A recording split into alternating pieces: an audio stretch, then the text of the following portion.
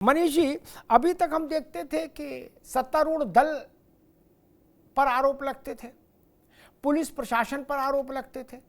अब मामला आगे चला गया, क्या अब की सीधे अदालत से ताल ठोक लिया है भाई लोगों ने। बोले छोटे छोटे जज आग लगाना चाहते हैं। जज को भी फीते से नाप दिया इंची टेप से, बोले तुम छोटे जज हो, तुम पीछे बैठो। अदालत से इतनी नाराजगी क्यों, इतना तीखापन क्यों मनीष जी? अमिताभ जी, ये दरअसल ये पूरा इकोसिस्टम है जो अपने मन मुताबिक अगर फैसला ना आए तो जज को ही नाकाबिल बता रहे हैं। अरे जो आज छोटा जज है कल वो हाई कोर्ट में जाएगा, परसों वो सीजेआई भी बनेगा। अब भाई भतीजाबाजी बंद होने वाला है। तो मेरा कहने का मतलब है इस तरह की बात भड़काऊ है। मैं जो बात कर रहा था इकोसिस्टम की, ये इकोसिस्टम वही है जो ये कहता है कि हमने जो कब्जा कर लिया सो ठीक, और अब तो हम आपके स्कूल कॉलेज नहीं छोड़ेंगे, गांव नहीं छोड़ेंगे, मोहल्ले नहीं छोड़ेंगे। अब ये भी खबर मिली है कि बनारस में जो उदय प्रताप कॉलेज है वो वक्फ कह रहा है हमारा है, यानी हमारा जो वक्फ है वो हमारा हो गया, और जो तुम्हारा था उसको हमने कब्जा कर लिया वो भी हमारा रहेगा। बात स्पष्ट ये है, अगर एक पक्ष कानून से चलना चाहता है तो दूसरा पक्ष कानून से नहीं चलना चाहता। और मजे की बात है, सेकुलरवादी के नाम पर कुछ पार्टियां ऐसी हैं जो कानून से ना चलने वालों को डिफेंड कर रही हैं, और ये वही लोग हैं जो महंगे महंगे वकीलों को इनको प्रोवाइड करेंगे। तो ये देश का दुर्भाग्य है कि सेक्युलरिज्म के नाम पर, देखिए ना, सेकुलर नाम पर इस देश का विकास रोका जा रहा है, हिंदू भावनाओं को चोट पहुंचाई जा रही है। ठीक, और आपको ये तो पता ही है कि जो सेक्युलर नाम इस देश के साथ जुड़ा है ये भी इलीगल तरीके से जोड़ा गया है। ठीक बाबा ठीक है मनीष भाई, दोबारा आते हैं आपको। अभी आज सेकुलर और संविधान पर मत जाइए, उसमें अभी सुप्रीम कोर्ट ने एक फैसला दिया है, अभी उसी तक हमको रहना चाहिए। विवेक भाई, मैंने एक पत्रकार के नाते शाहबानों का केस देखा, उस पर आपकी पार्टी का एटीट्यूड देखा, राजीव गांधी का 360 डिग्री पर घूम जाना देखा, आरिफ मोहम्मद का इस्तीफा देखा, और उस दिन से आज तक कांग्रेस कभी अपने बहुमत की सरकार नहीं बना पाई। क्या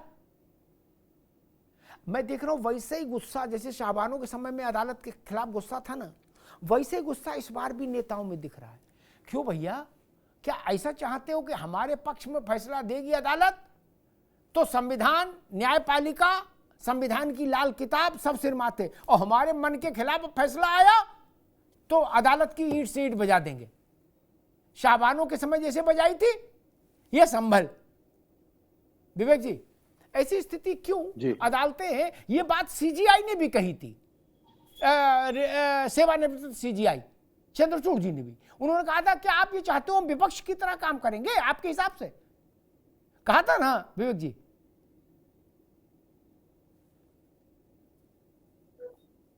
जी, हर आदमी को देश में अपनी बात कहने की है, लेकिन उस बात जो कही गई वो जजेस के ऊपर या जुडिशरी के ऊपर, उसको तो हम उचित नहीं ठहरा सकते हैं, क्योंकि जुडिशरी को इसमें घसीटना ठीक बात नहीं है। लेकिन सवाल अमिताभ जी ये है कि आज ये सब चीजें बार बार क्यों हो रही हैं?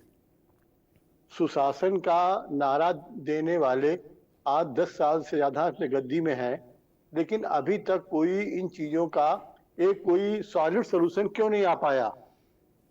क्या इसके पीछे मंशा है? ये एक बड़ा सवाल है। ये देखिए, हम दूसरे को, जो सत्ता में है, जो शासन में है या प्रशासन है, उसकी जिम्मेदारी बनती है, अगर वो आमादा हो जाए। राम राज्य का रोल मॉडल हमारे सामने है जो पूरी दुनिया में आज भी निर्विवाद है।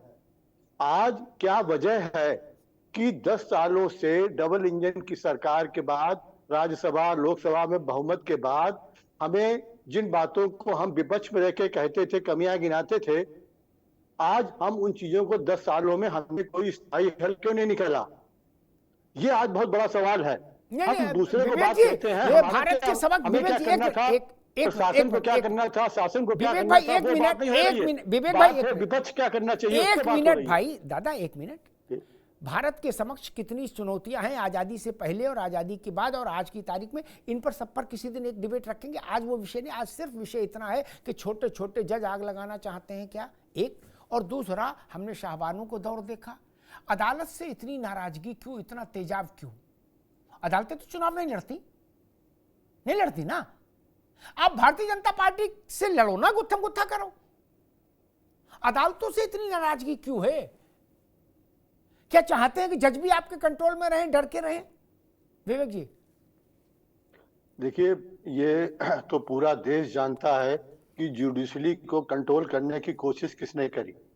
एक बयान से बयान तो नहीं उचित ठहराया जा सकता, इसमें तो कोई दो राय नहीं हो सकती है, लेकिन आज पूरा देश जानता है कि जुडिशरी को भी कंट्रोल करने का एक असफल प्रयास किया गया।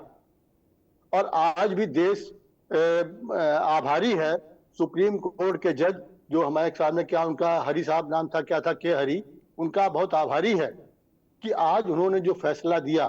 तो आज ये प्रयास किसकी तरफ से हो रहे हैं ये सब जानता है। एक बयान को लेकर बात इतनी नहीं हो सकती है, और बयान भी किसी ऐसे शख्स ने नहीं दिया है जो बहुत ही बड़ा संवैधानिक पद पर बैठे हुआ हो। जो संवैधानिक पद पर बैठे हुए लोग थे, उन्होंने इस तरह की कोशिश करी। ठीक, अभी रुकना होगा विवेक जी, अभी रुकना होगा। मैं मीसम जैदिक पास चलूं, लेकिन एक चीज साफ कर दूं,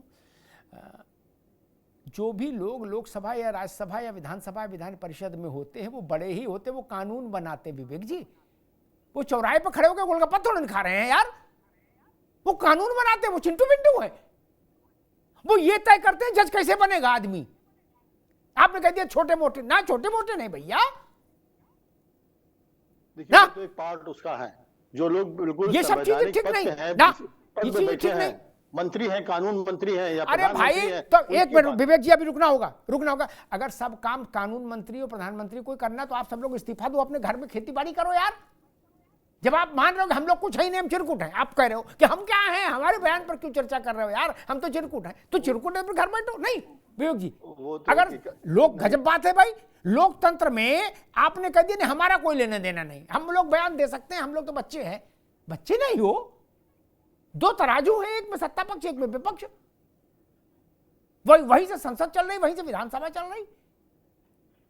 आप कह रहे ना हमारे बालों पर उंगली ना उठाना, अग्निहोत्री जी, ये तो बालक हैं, अभी ये बालक है, नहीं, ये स्वीकार्य नहीं होगा। शाहबानों के समय में आप लोग बालक थे, पूरे देश में धरना प्रदर्शन हुआ था। सुप्रीम कोर्ट के जजेस की इतनी भत्सना, इतनी अपमान कभी नहीं हुआ देश में, आपकी सरकार के समय जो हुआ था विवेक जी। तब मालूम है क्या कहा था अंसारी, जवाहर रहमान अंसारी ने पार्लियामेंट में भाषण देते समय कि तेली और तमोली से कुरान की व्याख्या करवाओगे तो यही होगा राजीव गांधी। ये भाषा आप बता रहे हो कि नहीं, छोटे बच्चों ने कहा, वो तो मंत्री थे, प्रधानमंत्री ने खुद खड़े होकर कहा था, वो तो बच्चे नहीं थे। इसलिए मैं इस बात से सहमत हूं कि भाजपा के खिलाफ आप हैं, भाजपा आपके खिलाफ है, लेकिन जजेस को आक्रमण के दायरे में से बाहर रखिए। चिंगारी का खेल बुरा होता है। आप संभल पर इतना नाराज हो, मीसम भाई, संभल पर इतना बवाल मच रहा है, कल को अजमेर शरीफ पर भी फैसला आएगा। अदालत ने नोटिस इशू कर दिया है, सुनवाई के लिए मंजूर कर ली है याचिका। जब संभल पर 5,000 उतरे तमंचा और पत्थर लेके, तो अजमेर शरीफ में क्या 50,000 उतरेंगे? मीसम जी, क्या स्थिति बनाना चाहते हैं देश में सब लोग?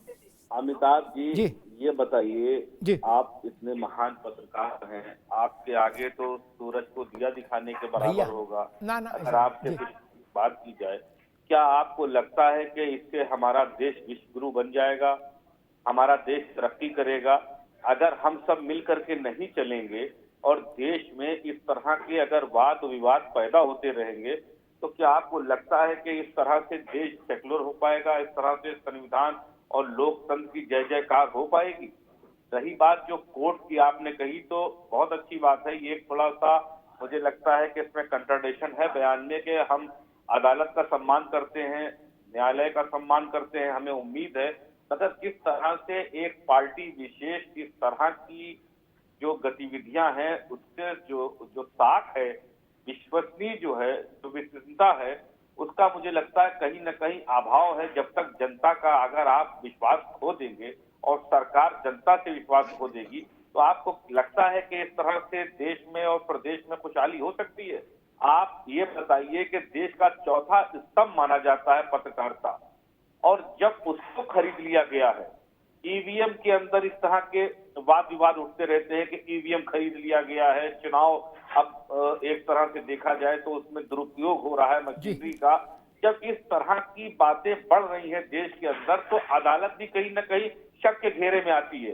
अमिताभ जी, अगर हम आप पढ़े लिखे लोग एक दूसरे को समझ सकते हैं, बाकी कितने अनपढ़ लोग हैं जो देश के अंदर ये नहीं समझ सकते कि अगर आप वहां सर्वे भेज रहे हैं करने के लिए, तो वहां पर एक तरह का माहौल बन रहा है कि मस्जिद तोड़ी जा रही है। यही हुआ ना संभल में।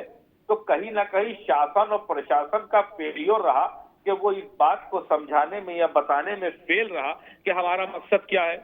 और इस तरह का जब सर्वे हो जाता है तो वहां पर नारेबाजी करने की क्या जरूरत है?